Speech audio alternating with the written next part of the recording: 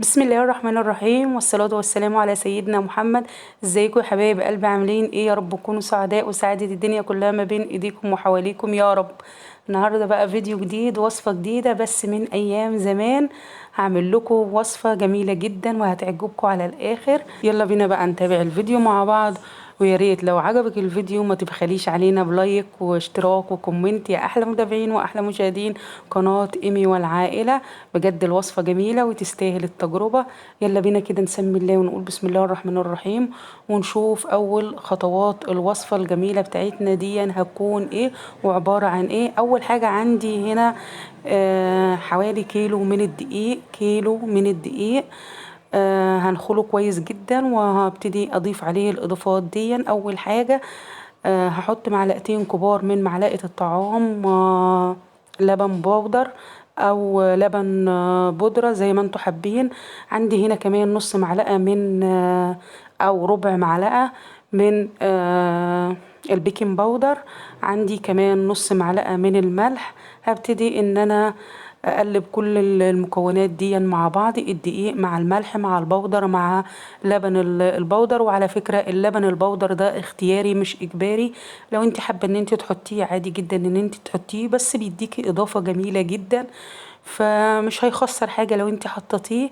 حطيه بس وجربي الوصفة زي ما انا عاملاها بالظبط كده، وبإذن الله هتلاقي النتيجة مرضية جدا والطعم تحفة. يلا بينا بقى ان احنا نعجنها كده. هنعجنها حوالي 10 دقايق. كل ما نعجنها على فكرة ونخدم العجين بتكون طبعا النتيجة طالعة في الاخر افضل واحسن.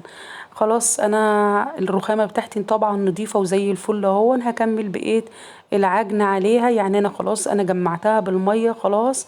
هبتدي بقى ان انا اعجنها كويس جدا على الرخامة، وزي ما انتوا شايفين كده تفضلي تعجني فيها لحد ما زي ما انا قلتلك بتاخد لا يقل عن 10 دقايق. يعني المدة كويسة جدا لعجنها 10 دقايق، عشان زي ما احنا قلنا برضو ان النتيجة تطلع افضل واحسن كل ما نخدم العجينة بتاعتنا. خلاص انا عجنتها هي وبقت تمام. هسيبها بقى ان هي تستريح معايا 10 دقايق. احطها كده في البولة بتاعتي واغطيها واسيبها 10 دقايق. يلا بينا بقى نشوف الخطوة التانية هتكون ايه.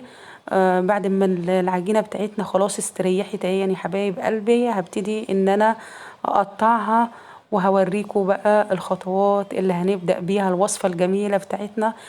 طبعا انتوا ما انتوش عارفين اسم الوصفة ايه، تابعوا بس معايا الفيديو وكملوا الفيديو للآخر وهتعرفوا اسم الوصفة ايه، وهتشوفوا الوصفة بتاعتنا تستاهل ان انتوا تجربوها ولا لأ. بس بجد بجد هي تستاهل ان انتوا تجربوها، وهو تجديد في المطبخ. وطبعا الوصفة اللي انا بعملها النهاردة دي زي ما انا قلت لكم في بداية الفيديو ان هي من اكلات زمان وايام زمان الجميلة. هبتدي ان انا اقطع نص العجينة بنفس التقطيع اللي انتوا شايفينها معايا في الفيديو دي. يعني هاخد الكمية اللي انتوا شايفينها دي هقسمها نصين، نص هقطعه على الشكل دواير زي ما انتوا شايفين كده، وهقول لكم هنعمل فيها ايه. ما تسبقوش بس الاحداث، امشوا معايا خطوة خطوة. والنص التاني برضو هعمله على شكل كورة كبيرة وهقول لكم برضو هعمل فيها ايه. طيب ما تيجوا على ما ننتهي من التقطيع نسترجع مع بعض كده المقادير بتاعة العجينة عشان نبقى عارفين بس كده وماشيين مع بعض خطوة خطوة. اول حاجة عندي كيلو من الدقيق، عندي معلقتين كبار من اللبن البودر، عندي نص معلقة من الملح، عندي كمان ربع معلقة من البيكنج باودر. وطبعا بنقلبهم ونديهم خلطة مع بعض كده، وبياخدوا حوالي كوباية مية معايا. نفضل نعجن كده في العجينة لحد ما هي تبقى ولا قاسية قوي ولا لينة قوي، يعني تبقى زي عجينة الرقاق كده لو انتوا عارفين عجينة الرقاق. تبقى بنفس الليونة اللي انتوا شايفينها قدامكم في الفيديو ده.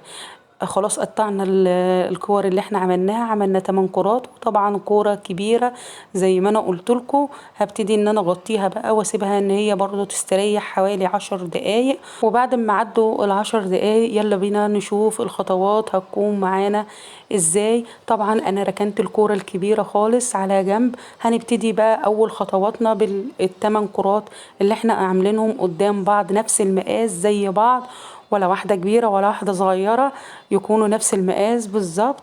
هبتدي ان انا افرد فيهم زي فرداني في الرقاق بالظبط.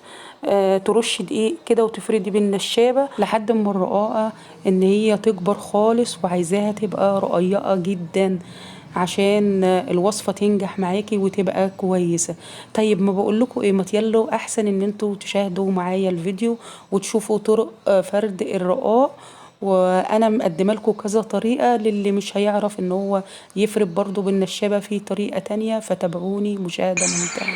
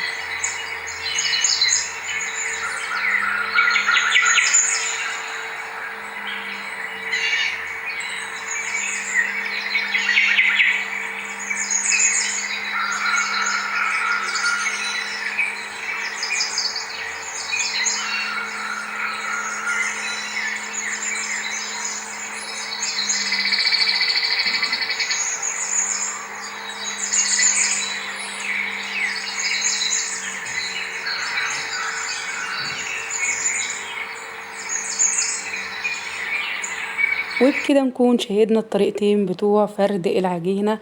زي ما انا قلت لكم الطريقة الاولانية بالنشابة، واللي ما يعرفش ان هو يفرد عن طريق النشابة ممكن ان انت تفردي عن طريق مكنة المخروطة زي ما انتوا شفتوا معايا وشاهدتوا الفيديو. وطبعا بعد كده نجيب ملاية ونفرشها في أرضية البلكونة، ونبتدي ان احنا نفرش عليها الرقاق لحد ما هو يشمع، يعني ينشف حاجات بسيطة كده. وطبعا كل ما ترققي الرقاقه زي ما انا قلت لك، كل ما تكون رقيقه جدا كل ما تاخدش وقت معاكي وتسهل عليكي طبعا الخطوه اللي بعد كده. طيب هنقول ليه ان احنا حطيناه في البلكونه يا جماعه؟ البلكونه فيها شمس، ولازما المرحله دي لازما تكون في حته فيها شمس. هتقولي لي طب لو ما فيش شمس عندي مثلا في المكان اللي انا فيه؟ استحالة ان يكون مفيش شمس في المكان اللي انت فيه. المهم ان الرقاقة بس ان هي تشمع شوية، يعني تنشف كده نص نشفان، عشان دي خطوة مهمة جدا. طبعا احنا دخلناه البلكونة ونشفناه نص تنشيفة. وهبتدي ان انا دلوقتي انا عندي الغربال ده بتاع المسرودة. وطبعا اللي ما عندوش الغربال ده هوريكي طريقة تانية زي ما انا وريتك طريقة تانية لفرد العجين. الغربال ده يا جماعة بتاع الوصفة اللي احنا عاملينها النهاردة بتاع المسرودة. طبعا احنا بنبتدي ان احنا نجيب الرقاقة خلاص بعد ما هي شمعت التشميعة اللي انا قلت لكم عليها او نشفت نص نشفان. هنبتدي ان احنا نجيب الرقاقة ونفركها في الغربال زي ما انتوا شايفين كده. وزي ما ظاهر قدامكم في الفيديو بالظبط. وكل ما اخلص رقاقة هبتدي ان انا اجيب التانية لحد ما اخلص نفس الكمية. وهوريكم برضو طريقة تانية زي ما انا وعدتكم. يبقى اول طريقة معانا هي طريقة الغربال، والغربال ده زي ما احنا اتفقنا ان هو بتاع المسرودة. لو مش موجود عندك الغربال ده، في طريقة تانية، والطريقة هي عبارة عن الخلاط. طبعا هجيب الرقاق وهكسره نص تكسيرة كده. انا مورياكم موضحه لكم كل حاجة في قلب الفيديو، بس هقول لكم كده على السريع. هبتدي ان انا اكسرها يعني لقم صغيرة كده، وابتدي ان انا احطها في الخلاط وتعملي يعني تضربي تكه وتفصلي تكه وتفصلي، مش شغلي الخلاط على طول، لا تكه بسيطه وتفصلي تكه بسيطه وتفصلي. وانا موضحه لكم الامور كلها في قلب الفيديو. عشان كده هسيبكم ان انتوا تشاهدوا الفيديو، بس يا ريت تشاهدوه للاخر وما تبخلوش علينا بقى باشتراك ولايك وكومنت. احلى متابعين واحلى مشاهدين قناه ايمي والعائله. بحبكم كتير كتير، اتمنى لكم مشاهدة ممتعة.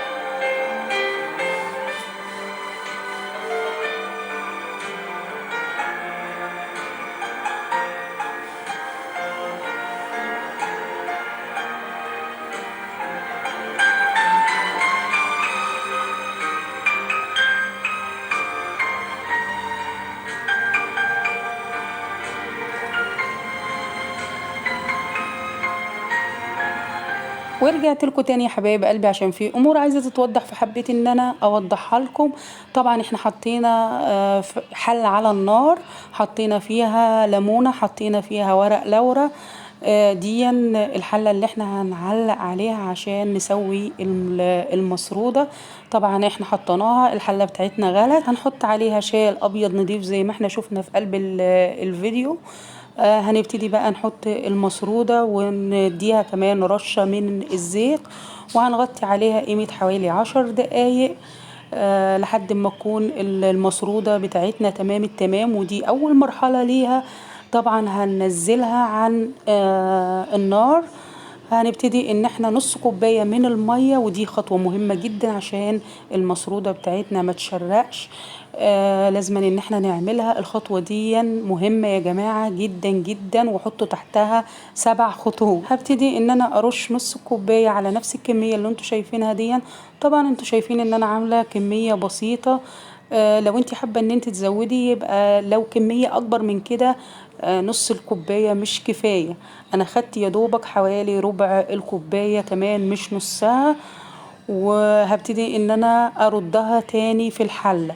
يعني بعد ما اديتها ربع كوبايه من الميه هبتدي ان انا اردها تاني في الحله قيمه حوالي 7 دقايق او 10 دقايق بالكتير قوي. وخلاص هتكون المسرودة بقت تمام التمام وكده. يلا بينا بقى نشوف الامور التانية بعد ما ال7 دقايق او ال10 دقايق بتوعنا يفوتوا. خلاص هم فاتوا هم. يلا بينا بقى نشوف الخطوة اللي بعدها. طبعا انا شلتها من الشال خلاص اهو. احنا عارفين طبعا ان المسرودة البرغل المخروطة لازما يكونوا بسمنة بلدي. لازما يا جماعة يكونوا بسمنة بلدي. عشان بتديها كده مذاق وتست وريحة جميلة جدا. طبعا انا سيحت السمنة البلدي اهيا. خلاص هبتدي ان انا اضيفها على المسرودة بتاعتي واقلبها. بس اثبت الكاميرا بس لاني انا مش عارفة اقلبها بالمعلقة كويس. خلاص انا ثبتها هون. هبتدي بقى ان انا اقلبها. اول حاجة لازم تقلبيها بالمعلقة لانها بتبقى سخنة جدا، وطبعا هتكون سخنة على ايدك. فاستني ان هي تهدى خالص كده وبعدين تبتدي ان انت تدخلي ايديكي في المرحلة دي. ولازم يا جماعة تدخلي ايدك.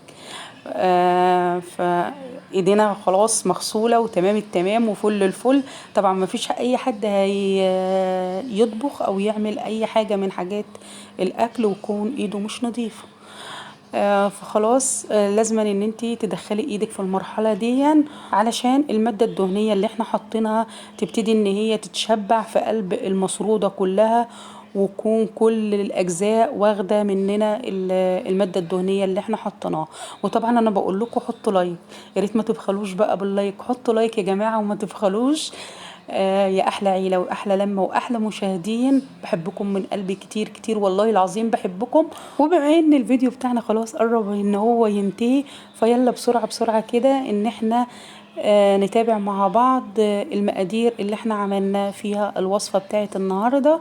طبعا انا عندي هنا كيلو من الدقيق منخول وتمام التمام، عليه نص معلقة من الملح، عليه ربع معلقة من البيكنج باودر، عليه معلقتين من اللبن البودرة او الحليب البودر زي ما انتوا حابين ان انتوا تقولوه. طبعا احنا هنقلب كل المقادير دي كلها مع بعض كده، وهنبتدي ان احنا نعجنها عجينة تبقى ولا قاسية قوي ولا طرية قوي، تكون وسط وتكون بين البنين كده. وطبعا الفيديو موضح لكم كل حاجة. تابعوا الفيديو للآخر يا جماعة. الوصفة دي جميلة ويا ريت ان هي ما تفوتكوش. لكم مني احلى تحية واحلى سلام، والسلام عليكم ورحمة الله.